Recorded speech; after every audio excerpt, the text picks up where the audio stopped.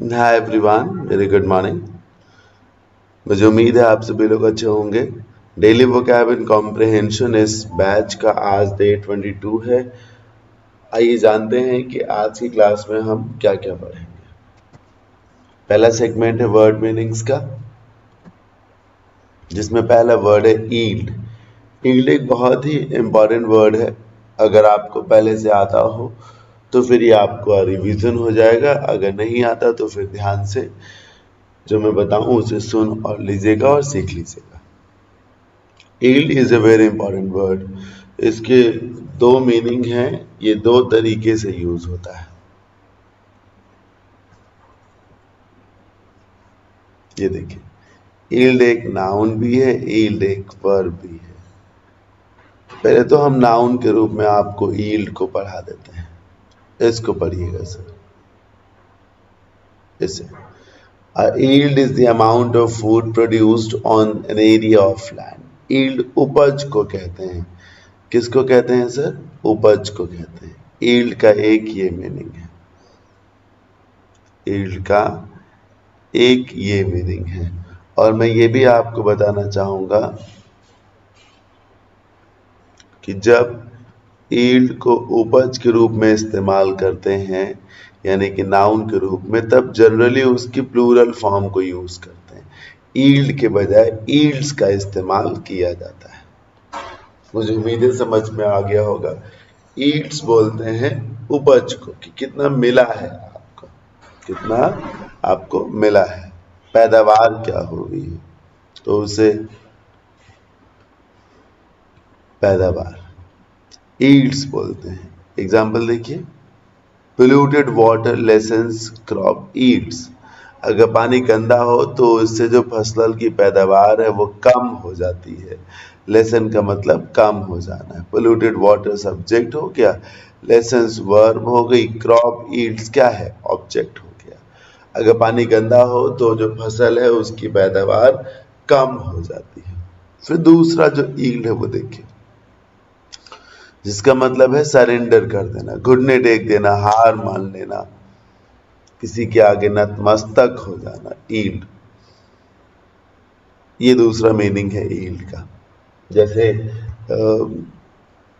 Yield का एक meaning यही हो सकता है कि जैसे आप समझिए कि लंबे समय से आपको ये सुनने को मिल रहा है कि सरकार जो है इस डिपार्टमेंट में 50 साल से ऊपर के एम्प्लॉयज़ को बोल रही है कि वो रिटायरमेंट लें।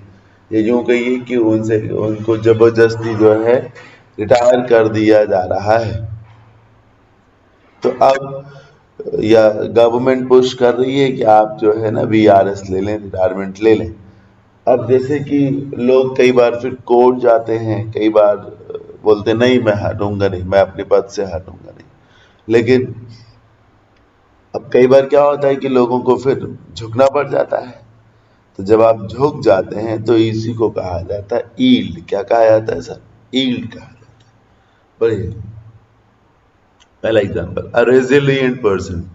पिछली ही क्लास याद करिए, कल की क्लास। रेजिलिएंट का मैंने मतलब बताया था, फ्लेक्सिबल, एक ऐसा व्यक्ति जो हर परिस्थिति में खुद को ढाल सकता है या ढल सकता है। Never yields to adversities. Adversities का मतलब क्या हो? विषमताएं, बुरी परिस्थितियां जिसको कहेंगे। हाँ, एक रेजिलिएंट पर्सन, एक ऐसा व्यक्ति जो फ्लेक्सिबल, एक ऐसा व्यक्ति जो हर परिस्थिति में जीतेगा ही जीतेगा। वो कभी भी एडवर्सिटीज यानी कि जो विषमताएं हैं, कष्ट हैं, उनके आगे वो घुटने नहीं टेकता, वो कभी ईल्ड नहीं करता एडवर्सिटीज के आगे। यहाँ मैं आपको एक चीज और बताना चाहूंगा।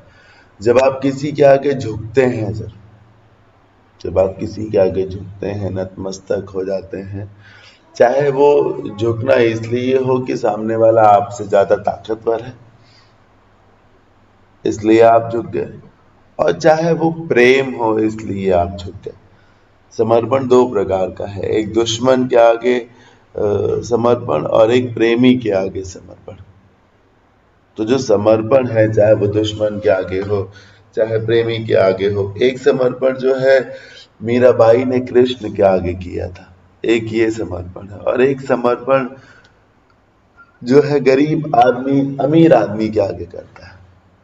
तो ये जो समर्पण है ना, हार मान लेना, घुटने टेक देना, सर इनके लिए जितने भी वर्ड्स बने हैं, जितने भी वर्ड्स बने हैं, कौन कौन से वर्ड्स बने, ये सब बने, कैपिचुलेट, ये सब वर्ड्स बने सर। सर झुकाना, सजदा करना, इन सब के साथ प्रेपोजिशन टू ही लगता है। क्या लगता है सर? टू ही लगता है। जहाँ जब आप किसी से हारते हैं तो टू लगा के उसको लिखते हैं। कभी आप गौर करिएगा, जब मैचेस होते हैं, जैसे आईपीएल का ही आप मैच ले लीजिए, उसमें एक मैच में मुंबई इंडियंस हार जाती है राजस्थान रॉयल्स से, तो कहा जाएगा Mumbai Indians lost to, Mumbai Indians lost to Rajasthan Royals. याद रखिएगा, आप जिससे हारते हैं, जिसके आगे आत्मसमर्पण करते हैं, घुटने टेकते हैं, चाहे वो भय से हो और चाहे वो प्रेम से हो, आप जो भी वर्ड लगाएंगे, क्या करेंगे उसके साथ, जो प्रेपोजिशन लगाएंगे वो टू होगा। कैपिचुलेट करना, हथियार डाल देना, गिव इन टू, आत्मसमर्पण कर देना, सरेंडर, सकम, यहां मैं कुछ लिखना चाहूंगा। सकम का इस्तेमाल खास तौर पे बीमारी के लिए होता है। जब कोई बीमारी से हार जाता है, जब किसी को बीमारी होती है तो वो लंबे समय तक उस बीमारी से लड़ता है, पर एक समय के बाद वो बीमारी से हार जाता है और सकम टू कर जाता है। यही मैं आपको कैपिचुलेट का मीनिंग बताऊं, ये दुश्मन के आगे है, दुश्मन के आगे। रिलेंट, रुख को नरम करना। एक होता है बहुत सख्ती वाला रवैया, एक होता है पोलाइट रवैया, थोड़ा सा नरम पड़ना। फिर सबमिट, आत्मसमर्पण कर देना। क्या होता है, कहाँ गया,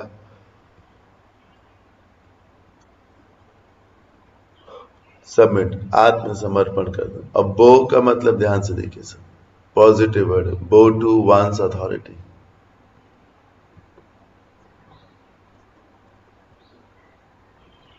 बो टू वंस अथॉरिटी, घुटने टेक देना, बो कर देना। अब एंटोनिम्स में वो वर्ड्स आएंगे जिनका मतलब हो जाएगा लड़ेंगे, झगड़ेंगे, घुटने नहीं टेकेंगे, हार नहीं मानेंगे, चुनौती को स्वीकार करेंगे। इंपॉर्टेंट वर्ड था ईड, मैंने अपना भरसक प्रयास किया कि आपको समझ में जरूर आ जाए। अगला वर्ड है इनकार्सरेट। पहली बात ध्यान से देखिए, इनकार्सरेट के आखिर में टी ई लगा, इसकी वजह से क्या है, ये एक वर्ब है। इनकार्सरेट का मतलब है किसी को जेल में डाल देना। क्या मीनिंग है इनकार्सरेट का? किसी को जेल में बंद कर देना, कन्फाइन कर देना जिसको कहा जा सकता है। टू लॉक इन जेल और सम अदर प्लेस, खास तौर पे है ना, एक तरीके से जेल में ही बंद कर देना। पढ़िए, the police are going to incarcerate the teen. Teen का मतलब होता है युवा वर्ग का कोई बच्चा।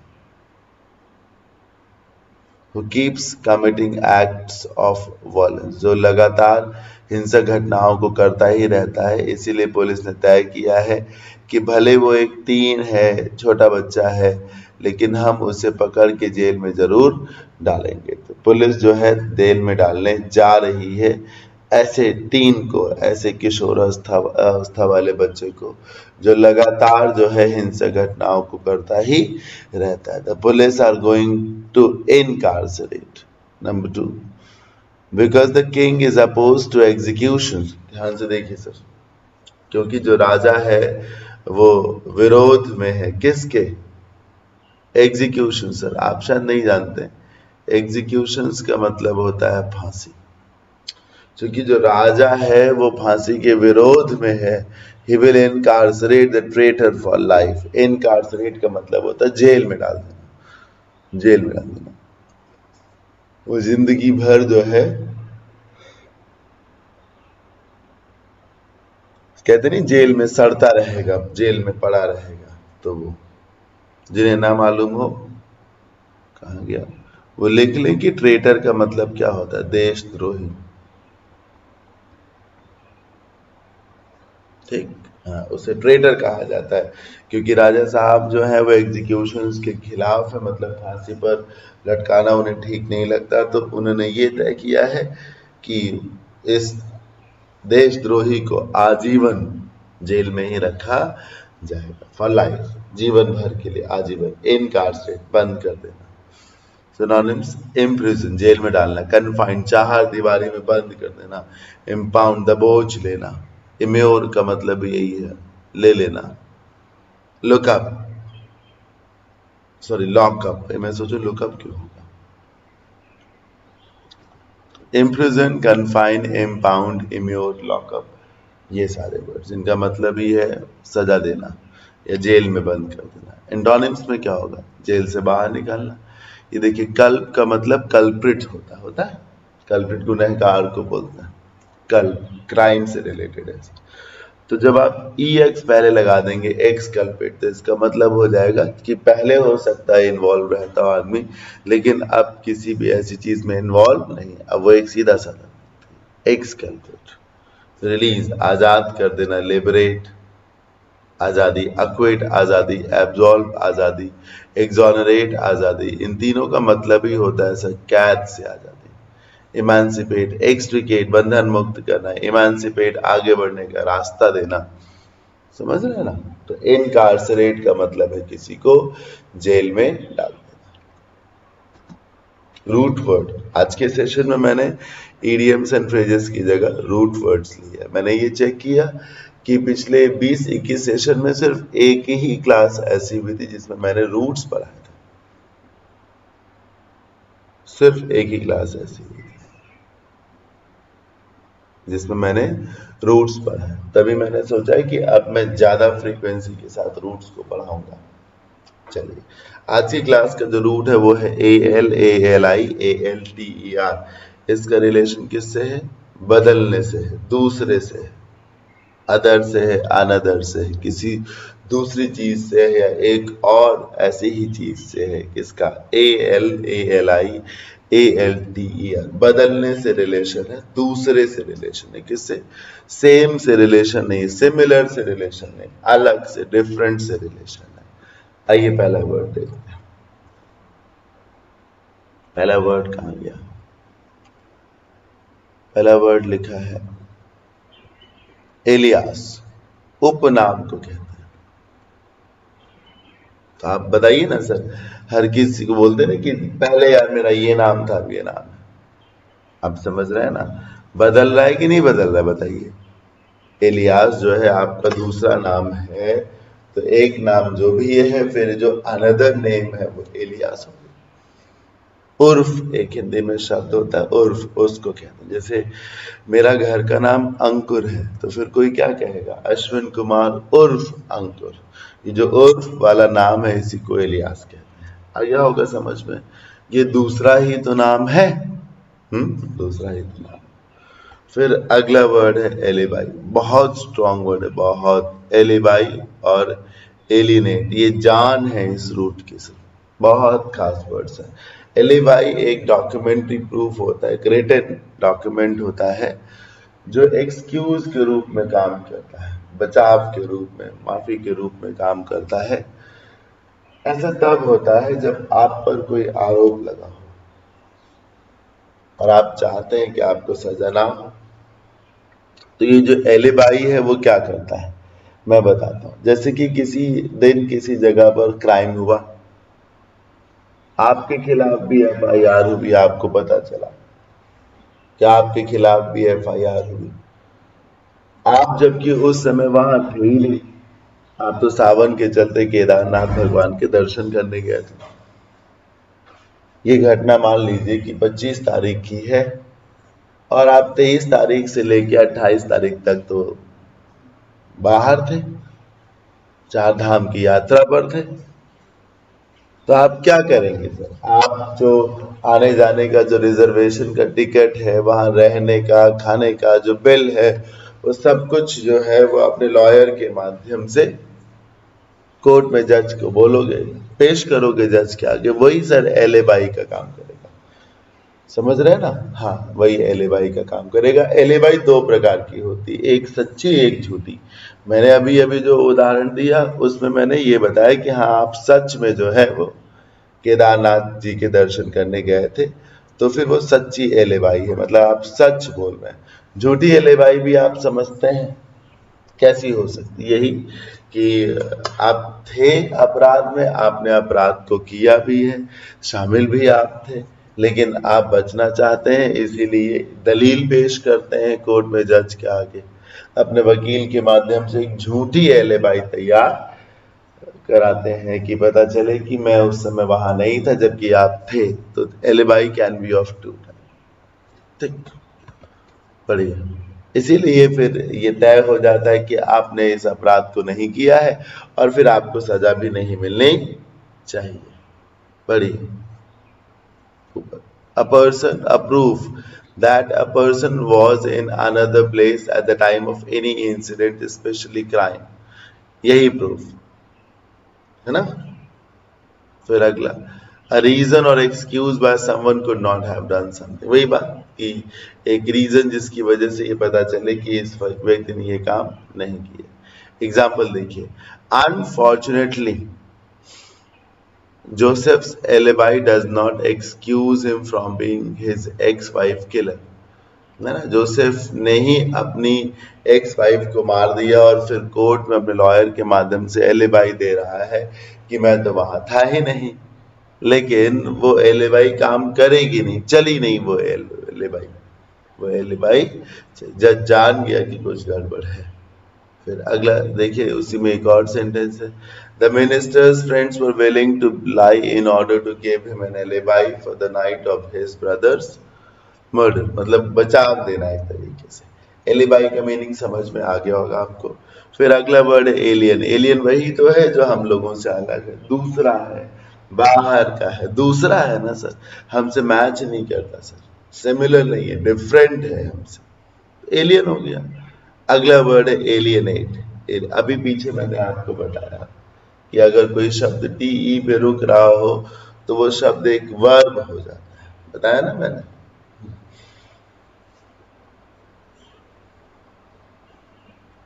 तो एलियनेट एक वर्ब है, मीनिंग इसका नेगेटिव है, मैं आपको बता दूं। एलियनेट का मतलब होता है दो लोगों के बीच में आग लगाना जिससे उनके संबंध विच्छेद हो जाए। एलियनेट का मतलब होता है अलग करना, दूर करना, अजनबी बना देना। एलियन मतलब पराया आदमी, अजनबी जिसको कहते हैं। एलियनेट किए जाने का मतलब ही होता है अलग कर देना, सेपरेट कर देना, सेग्रीगेट कर देना, है ना, कमजोर बना देना जिसको। जैसे कि 5 उंगलियां होती, अब एक उंगली को काट कर या 2 उंगलियों को काट के अलग कर दिया जाए तो उन उंगलियों को एलियनेट कर दिया गया। क्या कर दिया गया सर? एलियनेट। पढ़िए, to make somebody less friendly or sympathetic towards you, to make an individual feel unwanted or removed from a group or relationship। ये लिखा, एलियनेट करने का ये मतलब है कि कुछ दूसरे को दूसरे के प्रति जो है उसकी संवेदनाएं मार देना, सिंपैथेटिक उससे कम रखना, है ना, अलग कर देना, एलियनेट करने का ये मतलब है। याद रखिएगा सर, मतलब अजनबी बना देना, पराया बना देना, बाहरी बना दिया, बाहर का रास्ता दिखा देना, अलग कर देना, एलियनेट कर देना, दूसरा कर देना। The restaurant owner feels hesitates to change his menu because he does not want to alienate his regular customers।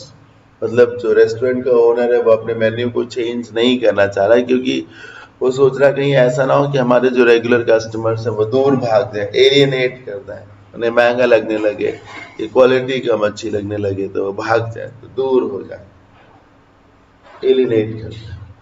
The man started, अगला भी सेंटेंस है, The man started alienating his alone son after he married another woman। एक आदमी ने दूसरी महिला से शादी कर ली और शादी करने के बाद वह अपने पहले एकमात्र बेटे को भी उसने मानना बंद कर दिया एक तरीके से। तो जब मानना बंद कर दिया तो उससे अलग ही तो वो कर रहा है अपने आप से, एलिनेट ही तो कर रहा है वो, बिल्कुल कर रहा है।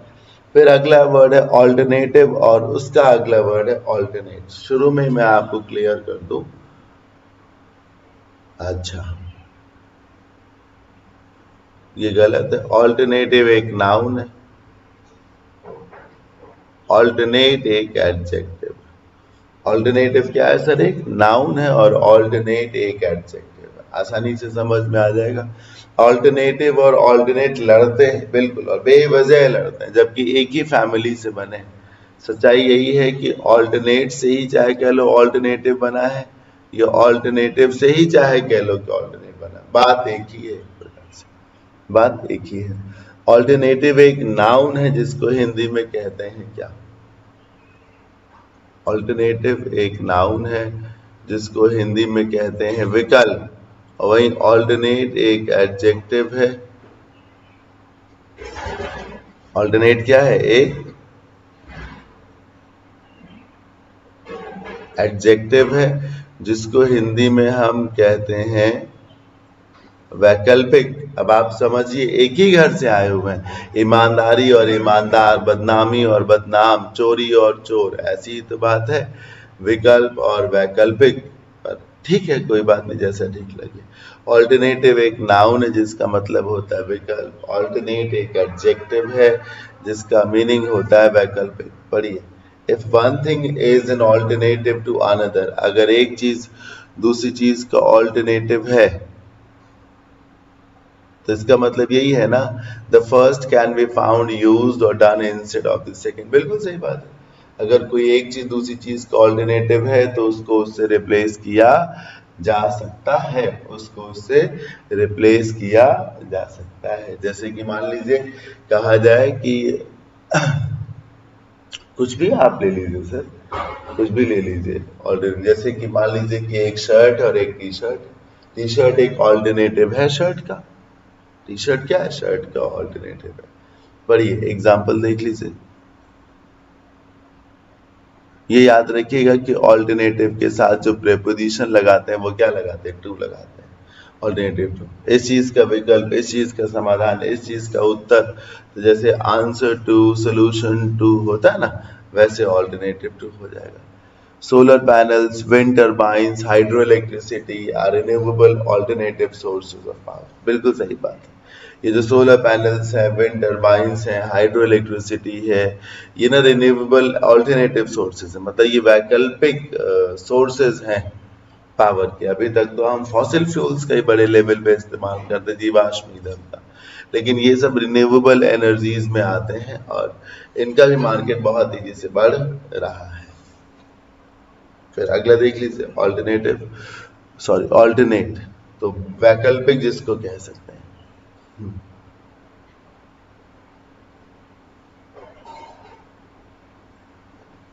मुझे लगता है कि ये सेंटेंस हल्का सा गलत लिखा हुआ है। यहाँ पर सोर्सेज नहीं होना चाहिए, रिन्यूएबल एडजेक्टिव हो जाएगा, ऑल्टरनेटिव नाउन हो जाएगा। और फिर अगर संख्या ज्यादा है तो ऑल्टरनेटिव्स कर दीजिए और प्रीपोजिशन के रूप में क्या लगाइए? टू लगाइए। Solar panels, wind turbines, hydroelectricity are renewable alternatives to power. इस तरीके से serving as an alternative to coffee, ये देखिए कॉफी का विकल्प, the pregnant women drank decaffeinated herbal tea. समझ रहे हैं ना, कॉफी के रिप्लेसमेंट के रूप में वो डी कैफिनेटेड हर्बल टी लेती थी, तो वो एक ऑल्टरनेटिव हो सकता है। फिर आया ऑल्टरनेटिव वैकल्पिक जिसको कहते हैं। पढ़िए, I wish I could,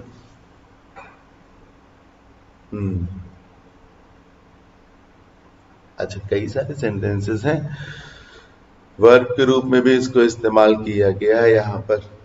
I wish I could alternate between eye glasses and contact lenses but my years of,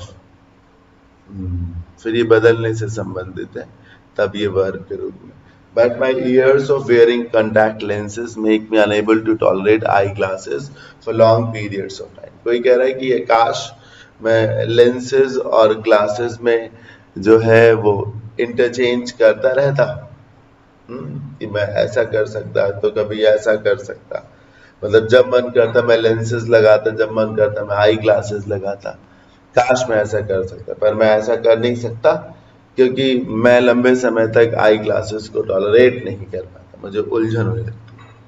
ठीक, ऑल्टरनेट का एक और मीनिंग है एक एक रुक करके, जिसको आप एक दिन के गैप की बात करते हैं। जैसे कि कोई व्यक्ति जो है, जैसे आप समझिए ना कि MWF में साइंस होती है, TTS में जो है वो GK होता है, मतलब मंडे के बाद वेंसडे, वेंसडे के बाद थर्सडे, एक एक के गैप की बात हो रही है। तो MWF में साइंस होता है और TTS में क्या होता है? हिस्ट्री हो जाती, ज्योग्राफी हो जाती, बैक एक गैप के साथ। इसमें क्या लिखा है, in winters I take bath on alternate days, मतलब ठंडियों में मैं एक एक दिन छोड़ करके नहाता हूँ। जैसे अगर ट्यूसडे को नहाया तब मैं बुधवार को नहीं नहाऊंगा, थर्सडे यानी कि बृहस्पतिवार को नहाऊंगा। ये इसमें लिखा हुआ है, ठीक। वैकल्पिक जिसको कह सकते हैं, जैसे कहा जाए ऐसे देखिए, एक तरफ जो है सड़क बन रही हो, रोड को ब्लॉक कर दिया गया, अभी बच गया,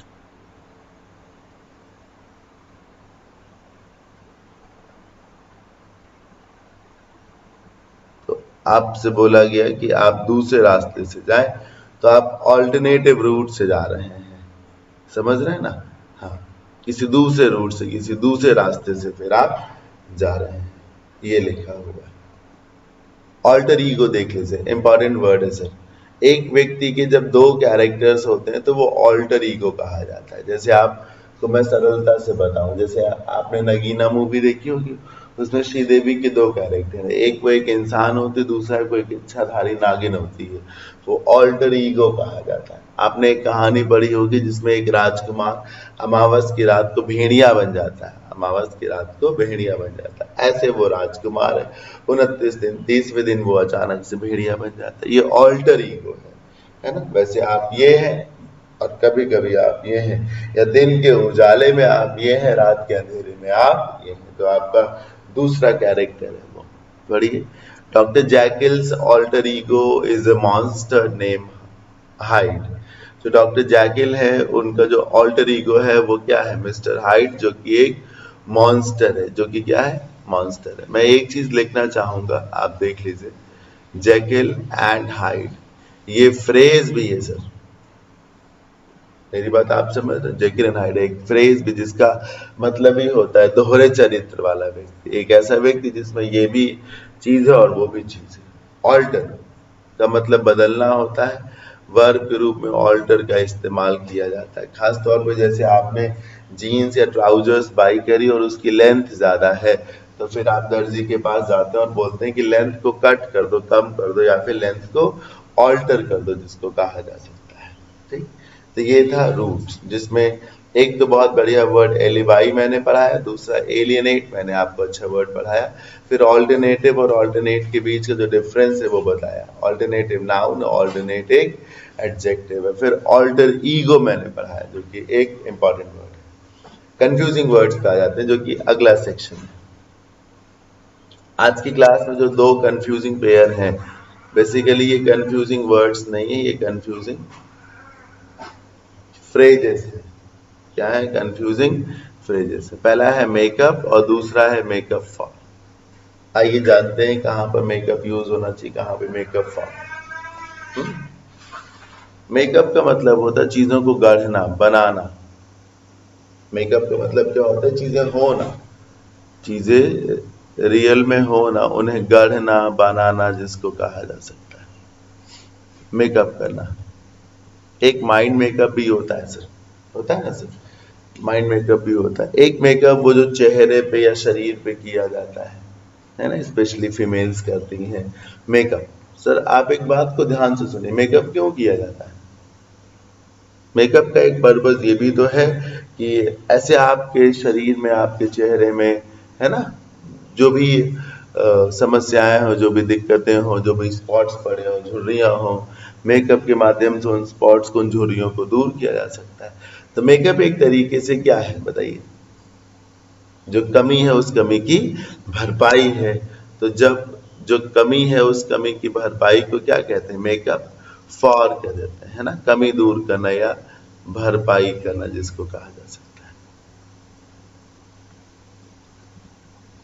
भरपाई। मेकअप का मतलब है कुछ भी आपने बनाया है, मेकअप किया है हर चीज को, और वो थी नहीं है, वो रियल में थी नहीं। और जब आप मेकअप फॉर करते हैं तो एक तरीके से भरपाई करते हैं। जैसे कि मान लीजिए कि आपसे किसी की वॉच खो गई, वॉच खो गई आपसे किसी की, अब क्या करना है आपको, आपको इस चीज की भरपाई करनी है।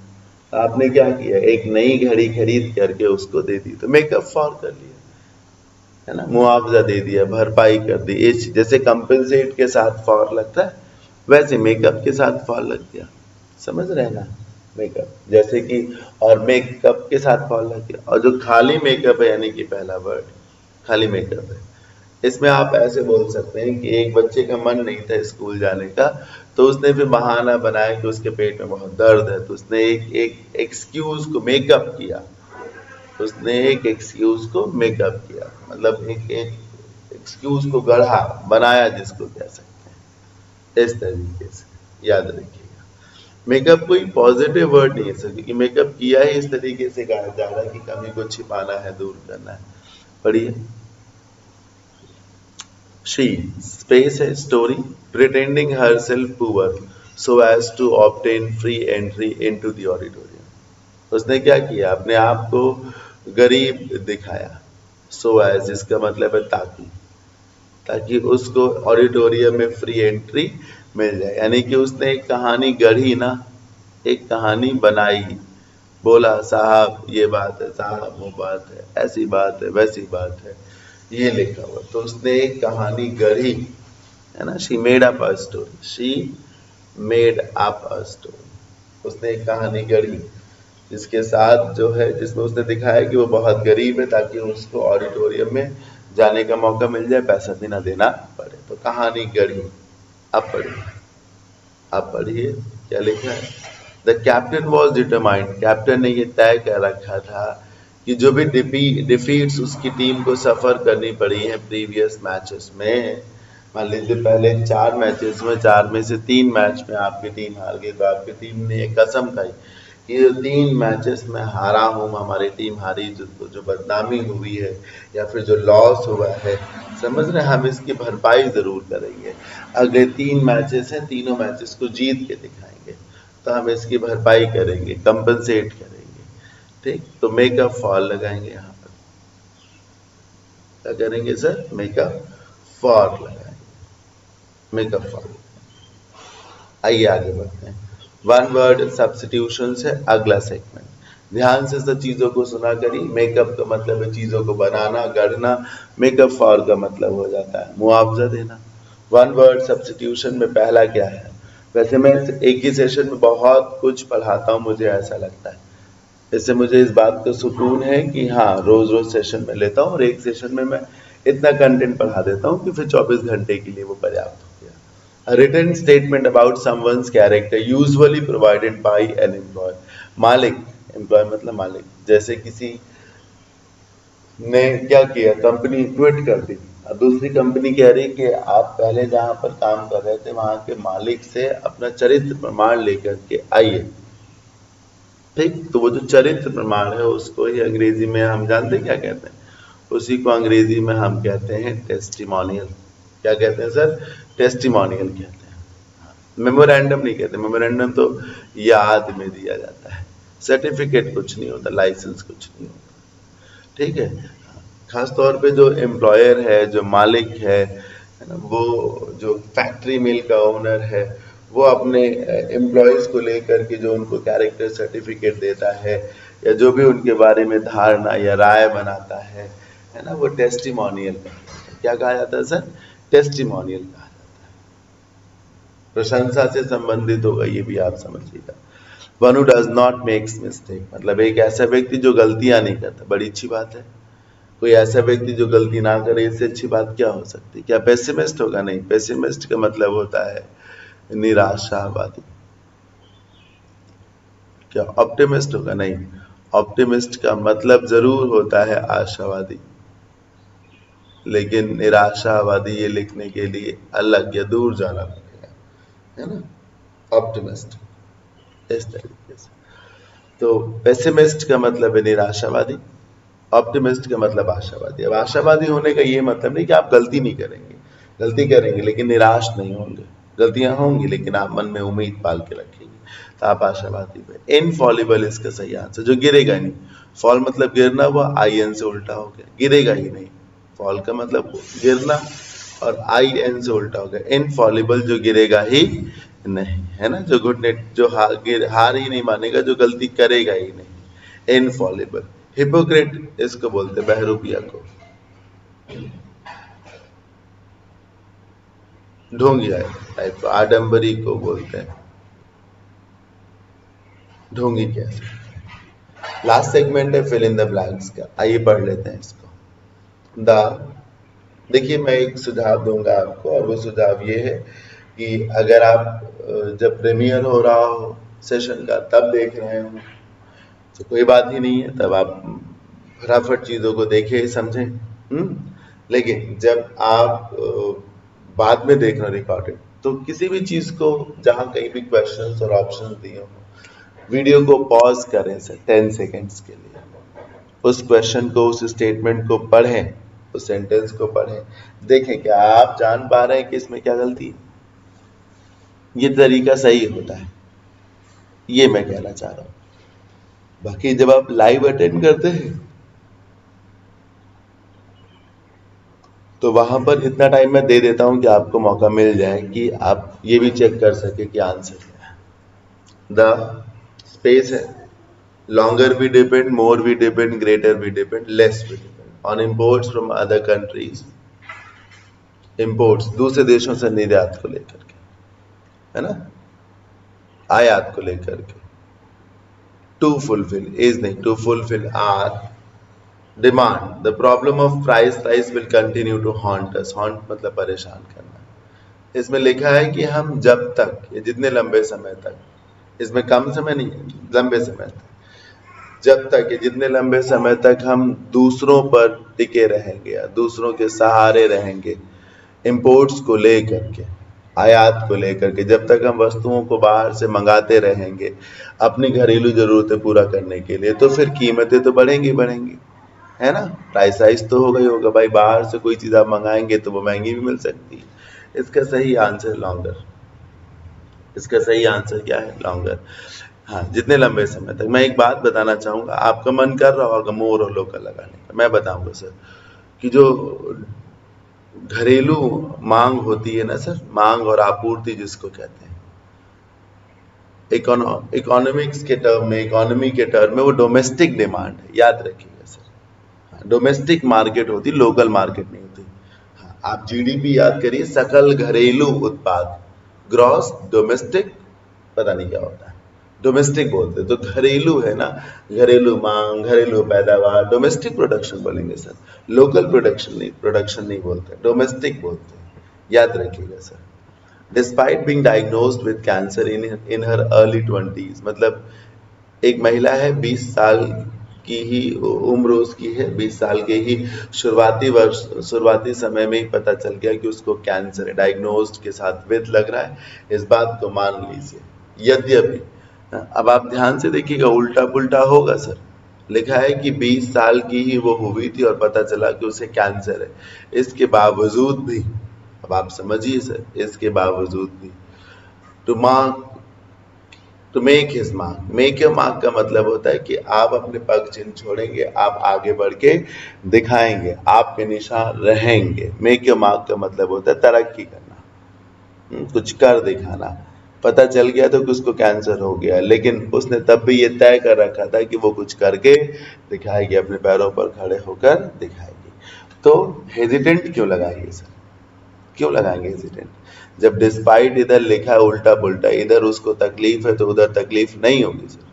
समझे? डिस्पाइट का यही मतलब है कि इधर अगर नेगेटिव लिखा है तो इधर पॉजिटिव लिखिए, या इधर अगर पॉजिटिव लिखा है तो इधर नेगेटिव लिखिए, तरीका होता है। शी वॉज विलिंग, कह सकते हैं कि उसका मन था, उसकी इच्छा थी। बहुत मजेदार होगा सर, डिटरमाइंड, उसने कसम खा रखी थी, प्रण ले रखा था कि वो करके दिखाए। सर रेजिलिएंट ना करिएगा, पिछली क्लास में मैंने रेजिलिएंट पढ़ाया, लेकिन रेजिलिएंट का मतलब ये नहीं होता कि आप जिद पालेंगे, आप जो है मतलब शपथ लेंगे, एक तरीके से कसम खाएंगे, है ना, घुटने नहीं टेकेंगे, झुकेंगे नहीं, इस तरीके से। रेजिलिएंट तो जो फ्लेक्सिबल है, हर परिस्थिति में जिसकी बात बन जाए उसको बोलेंगे। उसने तय कर रखा था कि वो कुछ करके दिखाएगी जरूर। शी वॉज डिटरमाइंड एक तरीके से। द फिल्म इज मोर और less complete and complete if complete but complete. मैं बता देता हूँ सर तुरंत। एक फ्रेज है मोर लेस, और इसके बीच में आता है लगभग, वो और इसका मतलब होता है लगभग, ऑलमोस्ट जिसको कह सकते हैं। द फिल्म इज मोर और लेस कंप्लीट, मतलब ये जो फिल्म है लगभग तैयार हो चुकी है, लगभग तैयार है। मोर और लेस फ्रेज है, कहीं लिख लीजिएगा, याद कर लीजिएगा, मोर और लेस लगभग को बोलते हैं। The bill will give government agencies arbitrary power, negative sentence बन गया सर। ये जो बिल है ये सरकार की जो संस्थाएं हैं उनको क्या दे देगी, आर्बिट्ररी पावर, मतलब मनमानी, मन चाही ताकत, है ना, मन चाहिए। आर्बिट्ररी का मतलब ही होता है कि मनमाने तरीके से आप किसी काम को करें, वो नेगेटिव है सर।